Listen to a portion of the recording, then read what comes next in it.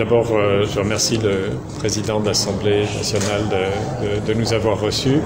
Il était d'abord important de rendre hommage à toutes les victimes des incidents tragiques de ces derniers jours, les victimes congolaises et bien sûr nos propres personnels. J'ai été sensible au message du président dans ce contexte. Nous sommes aussi convenus qu'il était important de serrer les coudes, de travailler ensemble, de regarder ce qui s'était passé, d'en tirer les leçons. Chacun a des efforts à faire, ça a été dit de part et d'autre d'une manière claire.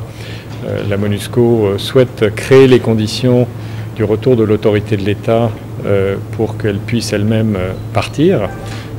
C'est le sens du plan de transition qui a été discuté avec le gouvernement et nous souhaitons que ce plan soit mis en œuvre avec les efforts nécessaires, encore une fois, de part et d'autre, dans les domaines civils, dans les domaines de la sécurité.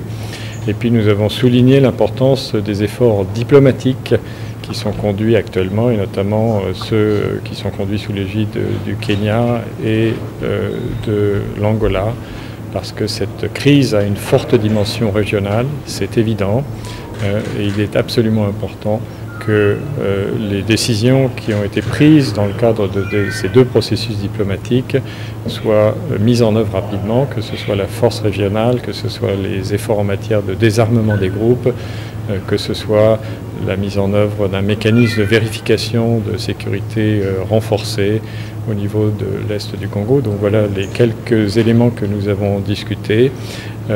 Et il est important aussi que nous communiquions de manière unie avec les responsables politiques, avec les autorités, sans cacher nos faiblesses de part et d'autre, mais aussi en mettant l'accent sur nos efforts communs et nos réussites communes, parce qu'elles existent aussi, elles sont trop souvent occultées. Merci beaucoup.